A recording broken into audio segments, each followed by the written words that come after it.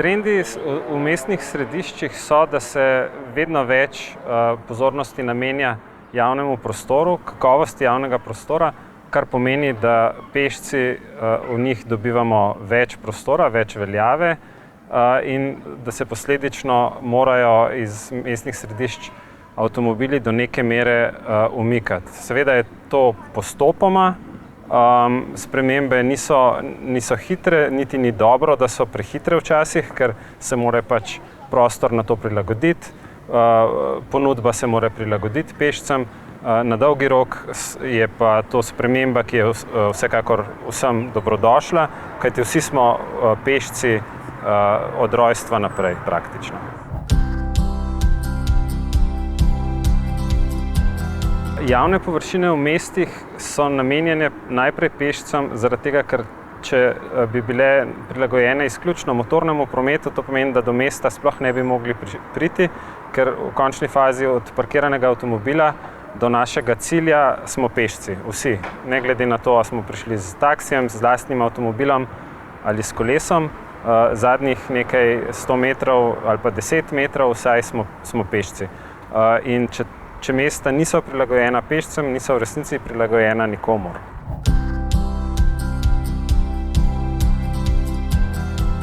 Verjamem, da smo prepoznali to vrednost. Trendi so vsekakor pozitivni. V vedno več slovenskih mestih, krajih, večjih, manjših, se spremembe dogajajo. Ponekod so bolj pogumne, hitrejše, drugje so bolj počasne, ampak to je seveda odvisno od lokalnega razpoloženja, od lokalne politike, od razpoložljivih sredstev, ki so potrebna za spremembo. Nekatera mesta so od nekdaj bolj prilagojena pešcem, druga manj. Kar je mogoče najbolj dobra novica je to, da se pozitivne spremembe dogajajo tako v mestih, ki so stara, imajo stara mestna jedra, kot v mestih, ki so nastala v prejšnjem stoletju, kot Velenje in Nova Gorica. Spremembe so se povsod dogajajo, povsod so pešci vedno bolj dobrodošli, hoja postaja vedno bolj cenjen del našega življenja.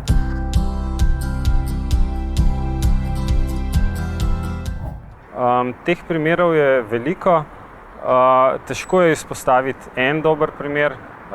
Gotovo je Ljutomer eno od mest, ki je kot manjše mesto v Sloveniji na nek način oralo ledino, s tem, da je prvo sprejela celostno prometno strategijo. Po drugi strani imamo mesta, ki sodelujejo v Evropskem tednu mobilnosti že od samega začetka, kot je gotovo Ljubljana, ki kot največje mesto mu ne moremo oporekati nekega primata. Potem so pa vmes še vsa ostala mesta, ki bolj ali manj sprejemajo ukrepe v prid hoji. Gotovo. Mestno jedro je tista češnja na torti v vsakem mestu, mogoče tisti del mesta, s katerim se mesta navzven promovirajo. Kljub vsemu pa življenje v mestih poteka povsod, ne samo v mestnih središčih. Marsikje je mestno središče celo bolj privlačno za turiste, za same meščane, prebivalce, so pa to drugi deli mesta in zelo pomembno je, da se mesta razvijajo v celoti, da se hoja omogoča povsod.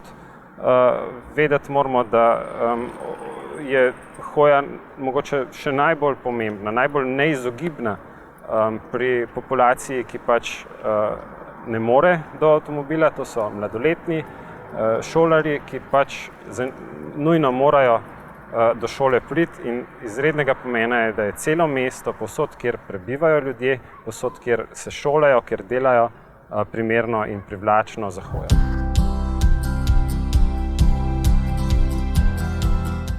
Mesta se morajo prilagajati na hojo postopoma iz več vidikov.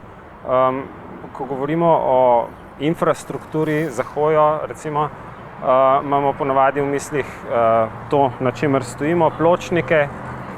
Kljub vsemu pa je to samo tista prva stopnička, če hočemo, da bodo ljudje res hodili in moramo to omogočiti na vseh ravneh. Se pravi, oblikovanje mora biti univerzalno, to pomeni, da je dostopno vsem, da je enako udobno za invalida na invalidskem vozičku, za slabovidne, za mamice z otroškimi vozički ali pa za neko recimo poslovno žensko z visokimi petami, ki mora tudi udobno hoditi po tem tlaku, da bo to možno. Poleg tega morajo biti v mestu razdalje kratke. Za pešce je treba odpirati dodatne prehode, ki so mogoče za avtomobile neprehodni, se pravi hoja bi morala potekati po prijetnih poteh, po kratkih poteh, opremljena mora biti z urbano opremo, starejši se morajo med hojo včasih odpočiti, usesti in tako naprej. Se pravi, zelo širok spekter nekih ukrepov, ki jih mora mesto sprejeti, da bo hoja prijetna.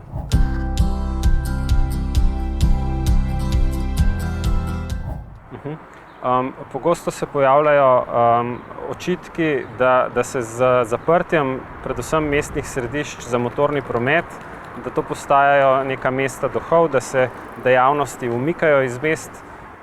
To je lahko res, če so te spremembe prehitre in nepremišljene, ukolikor se mesta in drugi kraji teh sprememb lotevajo preudarno in postopoma te bojazni ni. Praktično povsod, kjer je ta proces bil ustrezno voden, se je vrednost samega prostora, kjer je motorni promet ukinjen, dvignila, lokali so zaživeli, lahko se je spremenila njihova namembnost ponekod, ampak načeloma je prostor s tem pridobil.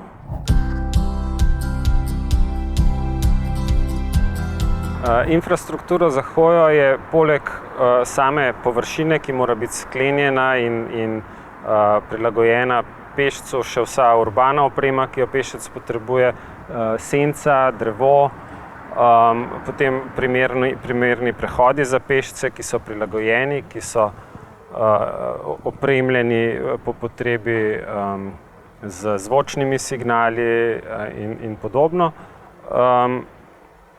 Tako da pod infrastrukturo za pešce v končni fazi štejemo kakovosten javni prostor. Vse, kar dela javni prostor kakovosten, lahko v širšem smislu rečemo, da prispeva k tem, da je prostor primeren za hojo.